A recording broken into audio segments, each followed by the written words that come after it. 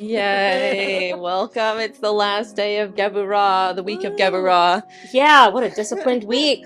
We are so disciplined. I've cultivated my discipline. I'm perfect now. Forever and ever. Yeah.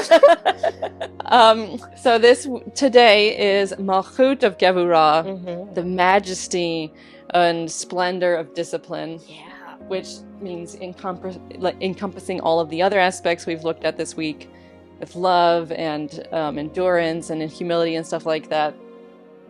So discipline must enhance personal dignity.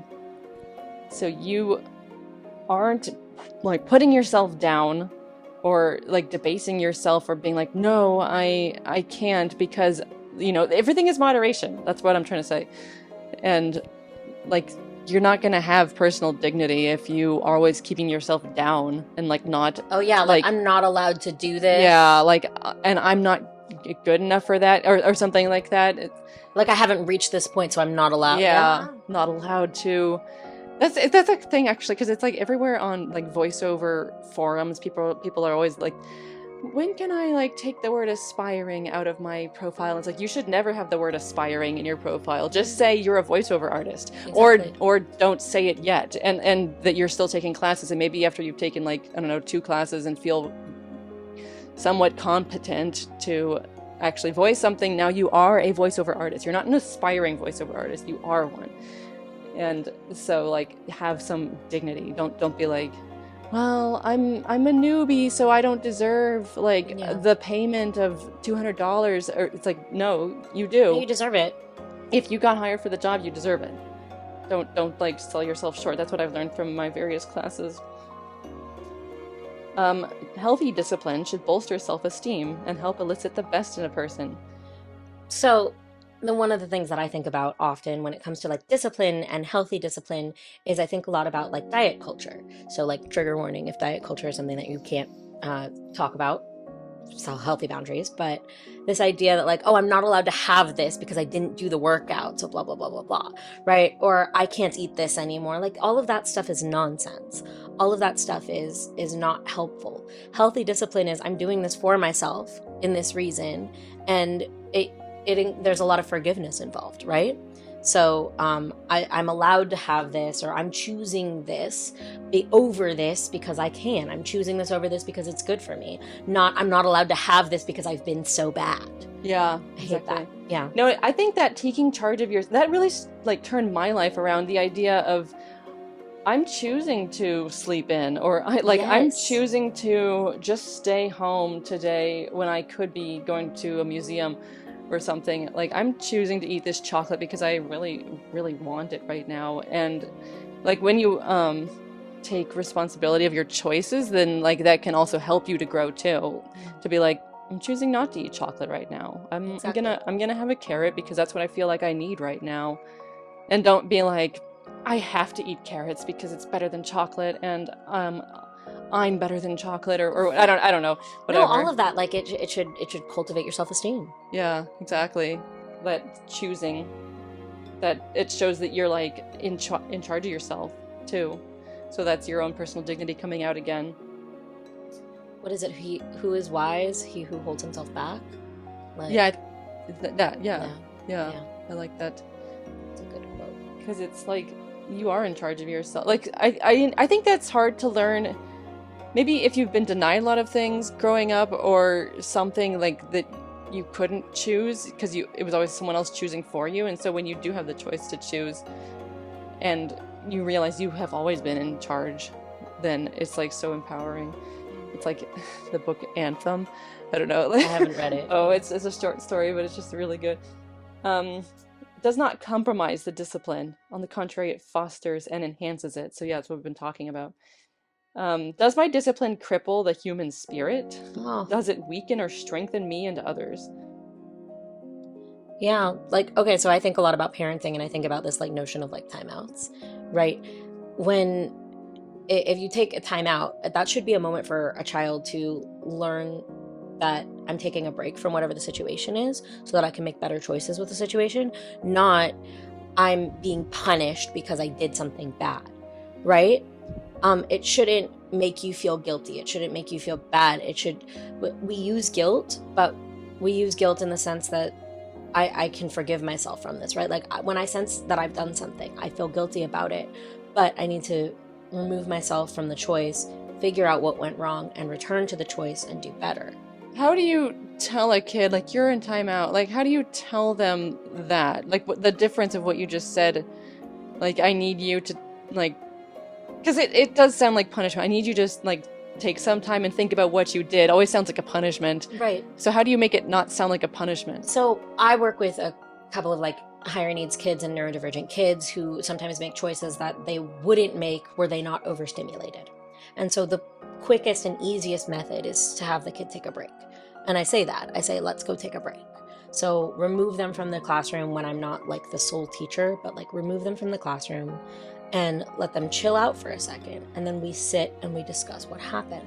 And once they've taken a moment and said like, hey, we need to remove ourselves from the situation. We're not making our best choices right now. That's what I say. Okay. Because, So, do you think you could do that with, like, a 3 or 4-year-old? In the sense that I can say, stop, walk away, sit here. And then we can come back to that situation. So it's not punishment, right? Because they might still be, like, screaming and crying at that point. Absolutely. And so if they're screaming and crying at that point, you still remove them from the situation and you remind them, like, the only thing you're saying is sit here. And that's the only thing I'm asking you to do in this moment is sit here, sit here, sit here. Mm-hmm. And then eventually they calm down. And eventually we can say, so why are we sitting here? Because when we were in this situation, we were making choices that weren't great. So now we can fix it. Okay, so it's not like, I mean, you can use the phrase timeout. You can say take a timeout. But as long as the recovery from the timeout is, why did we remove ourselves from the situation? What are we doing best as we return to the situation? Yeah. Okay. It's all about that, like, because in the moment, you're too activated. I mean, I'm too activated. We're all too activated to talk about what went wrong. So we just need to take a break first. Yeah. That's what a timeout is supposed to be. So it's like you give them their dignity. Yeah. Like that, like, you know that they can be better. Right. You're not judging them. Even if they're a 3-year-old, they're like, they still have some dignity. No, 3-year-olds are great. Yeah. They're real smart. Strengthening their spirit, you know, giving them the chance to recover and be like, oh, okay, what I did, it's not that it was like a horrible thing in the world. It was just not my best. Yeah. I would say, I hope that, I don't know, I don't have the opportunity to, and like, I guess thankfully, discipline too many people in my life because I'm not a teacher right now. But you enact really good discipline when you shoot us messages about our Shavuot. You say, and like, as a reminder, I need this by this point, and as a reminder, send this out, and this is why I need you to do this, because I'm going to be out of town for here, so please don't leave this on Rabbi Adam. That's so funny. I'm glad that you think that, because to me, it's just like, I do feel like I'm punishing them, and so like, it doesn't feel like punishment. Okay, does. You're good. Like, because I'm like, they're gonna feel guilty now, and like it's, but also I do need it. And no, like, that's about us working together to create a more cohesive school. Yeah, that's true. Okay, yeah, I guess things that this is, I don't know. Me disciplining others is still something, like, it's hard for me to still show negative, like, emotions or whatever.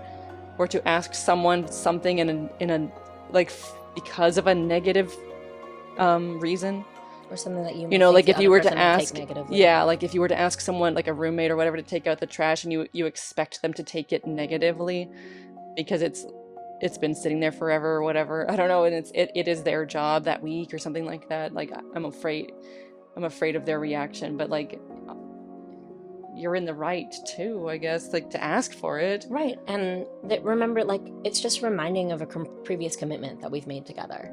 This idea that, like, hey, we're working together on this thing. We're roommates. We're living together. We'd agreed previously that you were going to take this out. So I'm reminding you now that this is part of the commitment that we made together. And it's not about I'm punishing you. It's not about I'm mad at you. But it is about, let's get the discipline to create this, right? I'm disciplined in the way that I'm talking to you about it. I'm telling you, hey, this is your reminder, and you're disciplined in carrying out the action, because only the discipline of us doing that together gives us our sovereignty of being able to live together. Yeah, I guess that would be something to write into some kind of roommate contract, is to be like, do you want me to remind you of things? Do you need reminders? And if you're mature adults and be like, yes, I need reminders. Because I've lived with like lots of immature people who would take that as a, you hate me, stop telling me to take it out, and like I'll do it when I have time, and that kind of thing. And so like, at what point am I allowed to remind you? Yeah, I know. It's like it's been sitting there overflowing for a week now. I don't know, something like that. And or at some point, like I'll probably just take it out myself because I get tired of it, and then that's like enabling them. It is, when it's their job. I remember one of my friends growing up. She stayed at my house for like a week, and the room was so messy. My room was so messy. All of her stuff was all over the place. All of my stuff was all over the place. And my, like it was a situation. And at one point, like I cleaned up all the stuff, and she came back. She didn't know that I had cleaned up all the stuff. She thought that like my mom had done it or my dad had done it. And she came back and she said, "Oh, look, it's all clean." So what I've learned is that if we just wait long enough, it'll get clean. And I remember feeling like, oh, I fully enabled her to learn that lesson. Maybe that's how her parents did things, and yeah. Wow. But it was like maybe that's, I don't know, like all those people like that you meet the weirdest roommates like sometimes in college or whatever, and you're like, how'd they learn to live like this? And I guess that's the answer is somebody else did it for them. Yeah, their parents did it for them. And or like this girl that like left her stuff just crusting in the sink for so long. One of my first roommates in my sophomore year in college, like, and like we threw it out for her and she didn't even like say anything. Like it was just so weird. I don't know, but yeah, okay. So random off-topic stuff, but like discipline, personal dignity, the exercise for the day: when disciplining your child or student, foster his self-respect. So or some others like subordinate person. There's no other way to put that. Foster their self-respect. I like that. Again, like I don't have anyone in my life to really relate that to except my pets. But like I guess like when my landlord's grandchildren are visiting, maybe I can try to find some opportunity to do that. Not that I really discipline them because that's her job. I'm just there like to play with them, sort of. But yeah, but still, like when they make a choice, you're able to say, "Hey, let's make a better one." Yeah. All right. Cool. Yeah. We did it. 2 weeks down. We have 5 more. So yeah, 5 more. 5 more weeks of the Omer. Bye. Thank you. But we're disciplined now, so we can get through it. We can. Yes. We can. All of us together. Bye. Bye.